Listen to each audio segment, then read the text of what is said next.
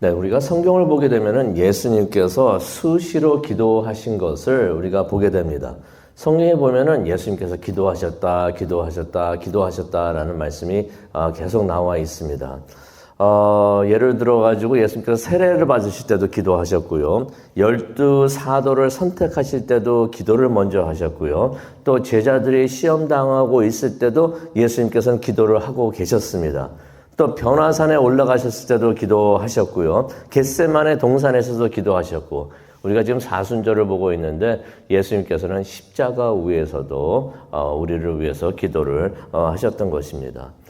그래서 이러한 예수님의 삶을 보게 되면은 예수님도 기도를 하셨구나 하는 것을 우리가 깨닫게 되는데, 그렇다면은 기도가 얼마나 중요한지 우리가 알게 되는 부분입니다. 그래서 우리가 쉬지 않고 기도하기를 원합니다. 쉬지 않고 기도한다는 건 계속 기도만 한다는 게 아니라 기도하는 마음으로 삶을 산다는 거죠. 그래서 이런 마음이 쉬지 않고 기도하는 마음이 아닌가 생각을 해봅니다. 어려운 일이 있을 때 먼저 두려워하지 않고 가장 먼저 하나님 생각하고 하나님 도와주십시오.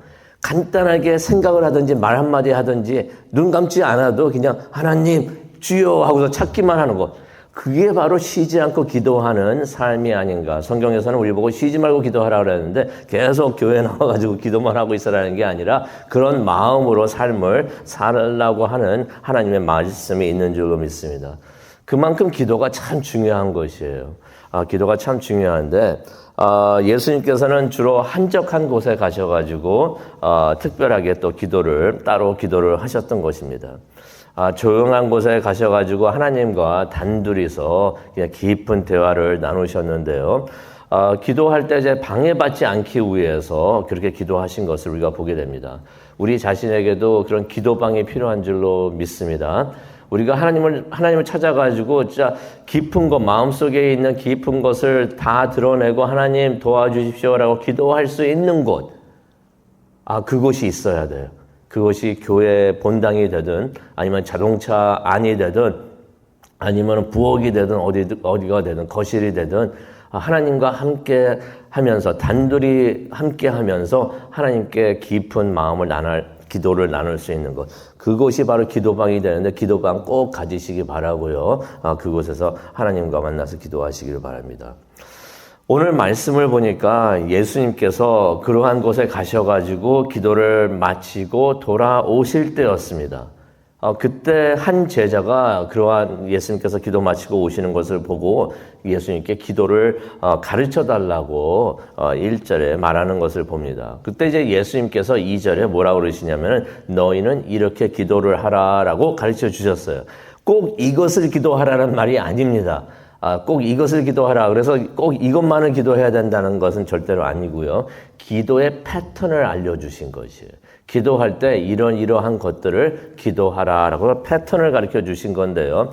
첫 번째로는 제가 간단히 설명하고 그 다음에 이야기를 제가 설명을 드리겠습니다. 기도의 대상이 누구인가를 알려주십니다. 2절에 보면은 하나님이시라는 것을 우리가 알 수가 있는데요. 예수님께서 그러시죠. 너희는 기도할 때 이렇게 하라. 아버지요. 가장 중요한 것입니다. 기도의 대상이, 우리가 올려드리는 그 기도의 대상이 하나님이시라는 것을 가장 먼저 예수님께서 알려주십니다. 우리는 하나님께 기도합니다. 하나님께 예배를 드리고 하나님께 찬양을 하고요.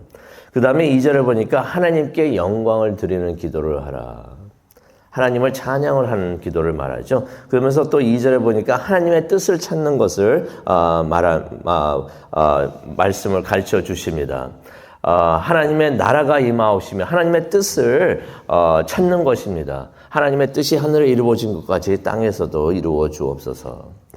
그러면서 이제 3절에 보면은 우리가 필요한 것을 하나님께 간구하라라고 예수님께서 가르쳐 주십니다. 또 용서도 구하고요. 4절에 나오죠. 또 시험을 이기도록 도움을 청하라라고 해서 4절에 말씀을 해 주십니다. 기도가 우리가 달라고만 하는 것이 기도라고 생각을 할 때가 많이 있는데 하나님 이거 필요합니다. 이거 주세요. 저거 주세요. 이거 주시고 저거 주시고 이렇게 달라고만 하는 것이 기도가 아니라 하나님께 영광 드리고 하나님의 찬양을 드리고 하나님께 감사하고 하나님의 뜻을 찾고 그리고 용서도 구하고 그러면서 필요한 것을 이제 간구하는 그러한 기도가 되었으면 좋겠습니다. 우리의 기도가 이런 예수님께서 가르쳐 주신 이 패턴, 이것들을 다 나타내는 그런 기도가 되었으면 좋겠습니다. 근데 예수님께서 이러한 기도를 이렇게 하라라고 말씀을 하시면서 기도에 대한 비유를 말씀을 해 주십니다. 이제 5절 이후에 이제 나오는데요. 어떤 비유를 말씀하셨냐면 한밤중에 누가 찾아옵니다.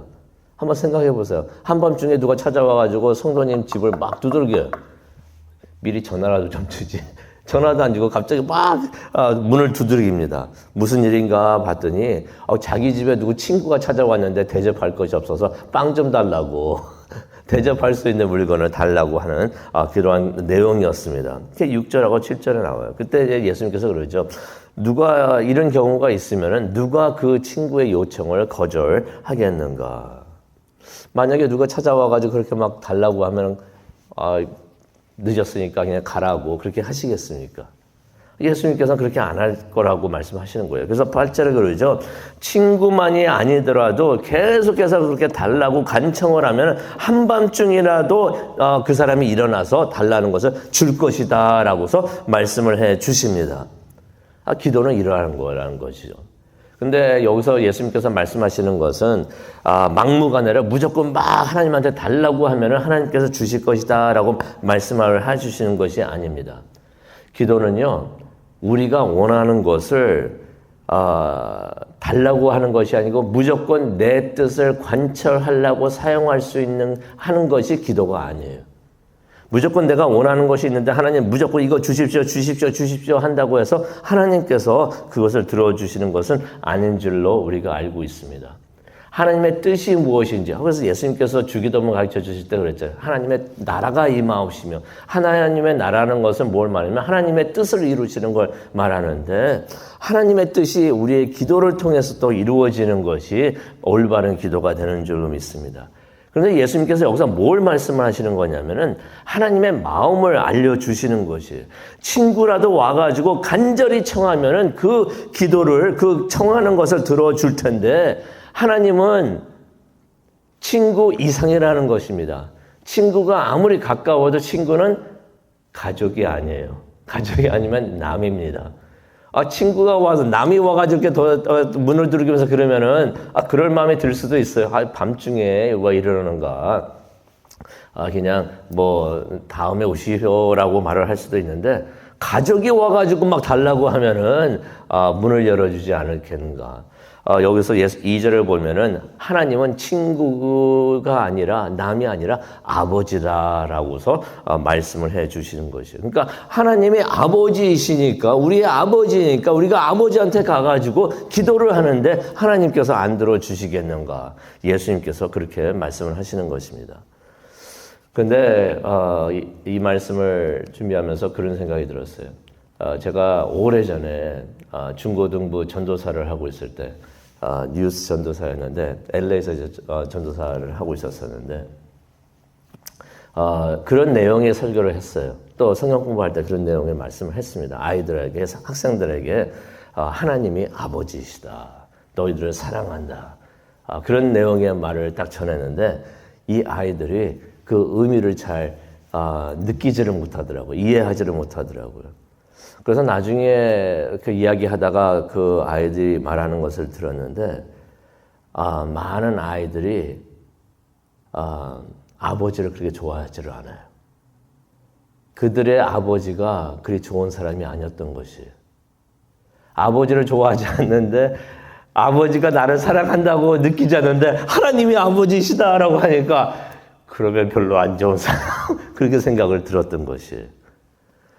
아버지란 사람이 술만 많이 마시고 소리나 꽥꽥 지르고 때리기만 하고 무슨 말을 하려고 하면 들으려고 하지도 않고 윽박 지르고, 아버지는 딱 생각하면 무서운 사람, 그렇게 생각하고 있는데 하나님이 아버지시다라고 하니까 어떤 학생들이 잘 와 닿지를 않았던 것 같습니다. 아버지 하면 나쁜 사람이라고 생각하고 있었는데 하나님이 아버지라니까 하나님 있고 나쁜 사람 이렇게 생각하는 친구들이 있었던 것입니다. 하나님은 좋으신 하나님이 아버지가 되시는 줄로 믿습니다. 나쁜 아버지가 아니라 가장 좋고 가장 선한 그러한 모델이 되시는 바로 그러한 아버지가 되시는 줄로 믿습니다. 그래서 11절에 그런 말씀을 하죠. 나쁜 아버지는 아들이 뭘 하는지 신경을 도대체 쓰지를 않습니다. 생선을 달라고 하는데 그냥 뱀이나 먹어라 하고서 주기도 하고 11절에 나와 있는 내용이죠. 12절에 보면은 계란을 아들이 달라고 하는데 전갈이나 먹어라 하면서 전갈을 던지기도 하는데 예수님께서는 뭐라고 말씀을 하시냐면은 아무리 악한 아버지라도 아무리 나쁜 사람이고 아무리 악한 아버지라도 자기 자녀는 잘 챙길 줄 안다라고서 13절에 말씀을 해 주십니다. 그런데 요즘에 우리가 뉴스하고 신문을 이제 보다 보면은 세상에서는 자기 자녀도 잘 챙기지 않는 아버지가 있는 것 같아요. 그러면은 예수님께서 그러셨잖아요. 아무리 악한 아버지라도 자녀들은 챙길 줄 안다라고 했는데 자녀도 챙기지 않는 사람들은 예수님께서 말씀하신 악한 아버지보다도 못한 사람이 아닌가 그런 생각을 해봅니다. 그러면서 참 마음이 안타까울 때도 많이 있는데요. 하지만 하나님은 우리의 좋으신 아버지가 되시는 줄로 믿습니다. 자녀를 사랑하셔서 하나님은 하나님의 자녀들을 사랑하셔서 좋은 것을 주시는 줄로 믿습니다. 우리 하나님의 자녀들이 되는데 우리가 상상하는 것보다도 더 좋은 것을 우리에게 주실 줄로 믿습니다. 자녀들이 필요한 것을 아셔가지고 다 주시는 줄로 믿습니다. 근데 우리가 알아야 되는 것은 하나님께서 우리가 원하는 것을 항상 주시지는 않으세요. 하지만은 필요한 것은 원하는 게 아니라 필요한 것은 우리에게 꼭 주시는 줄로 믿습니다. 왜냐하면 때로는 우리가 원하는 게 우리에게 좋은 것이 안 되기 때문에 그래서 칼을 달라고 하는데 어린아이가 와가지고 아버지에게 칼을 달라고 하는데 그 칼을 주는 아버지가 누가 있겠습니까? 하나님께서는 우리가 원하는 것이 아니라 우리에게 필요한 것을 아시고 우리에게 꼭 주시는 좋은 아버지가 되시는 줄로 믿습니다. 우리가 이렇게 하나님의 자녀가 됐는데 이것이 큰 축복이 아닌가 그렇게 생각을 해봅니다. 하나님은 그래서 그렇게 선하시고 좋으신 아버지이시기 때문에 우리에게 반드시 주시는 것이 있습니다. 그것이 무엇인가? 13절에 나오는데요. 너희 하나님께서 구하는 자에게 성령을 주실 것이다 라고서 예수님께서 말씀을 해 주십니다. 여기서 뭘 암시하고 있냐면요. 성령이 우리에게 꼭 필요한 것이다 라고서 예수님께서 말씀을 해 주시는 것입니다. 좋은 아버지이시기 때문에 가장 좋은 것, 가장 필요한 것을 우리에게 주시는데 그게 바로 성령이다 라고 말씀을 해 주시는 것입니다. 우리가 반드시 원하고 가장 원해야 되는 것이 성령이 되는 줄로 믿습니다. 성령 충만함이 되는 줄로 믿습니다. 우리가 성령 충만할 때 하나님과 항상 동행하고 하나님께서 우리를 지켜 보호해 주시고 우리에게 필요한 거 다 주시고 하시니 성령 하나님 우리 놓치지 말고 성령 하나님과 우리가 항상 함께하는 우리 모두가 되기를 원합니다. 그래서 성령 하나님을 구하고 또 성령 충만한 것을 우리가 구하는 우리 모두가 되기를 원합니다. 예수님께서 9절에 말씀하시죠. 구하라 그리하면 너희에게 주실 것이요 찾으라 그러면 찾아낼 것이요 문을 두드리라 그러면 열릴 것이다. 믿으십니까? 하나님의 약속입니다. 그런데 9절에 그렇게 말씀하셨는데 10절에 보면은 똑같은 말을 또 하십니다. 구하는 이마다 받을 것이요 찾는 이마다 찾아낼 것이요 두드리는 이에게는 열릴 것이다. 이 말씀이 얼마나 중요하면 또 하나님께서 구하는 것마다 주실 것이라고 약속하신 것을 확실히 믿어라라고 예수님께서 말씀하고 싶어서 똑같은 말을 9절과 10절에 하시는 것을 우리가 보게 됩니다. 우리가 예수님의 이름으로 하나님의 뜻을 찾으면서 구하는 것 하나님께서 들으시고 응답해 주실 줄로 믿습니다. 그러니 기도가 얼마나 중요한 것인가. 구하면 주신다고 하시는 거 이게 하나님의 자녀가 된 우리에게 주어진 특권인 줄로 믿습니다. 오늘 이 아침에도 우리가 기도하기 위해서 모였는데요. 좋으신 하나님께 나아가서 하나님께 기도를 올려드리기를 원합니다. 그러면 우리를 사랑하시고 좋으시고 선하신 하나님께서 우리의 기도를 다 들으시고 응답해 주실 줄로 믿습니다. 다 함께 기도하시겠습니다. 사랑과 은혜가 충만하신 하나님 아버지 감사합니다. 오늘 이 아침 하나님 앞에 나옵니다. 구하라 그리하면 얻을 것이요 라고 말씀하신 하나님의 말씀을 믿고서 예수 그리스도의 이름으로 기도하기를 원합니다.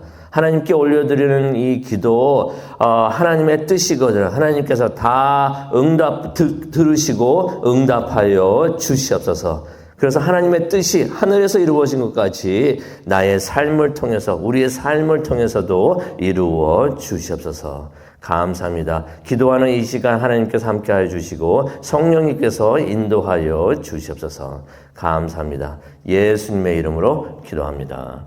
아멘.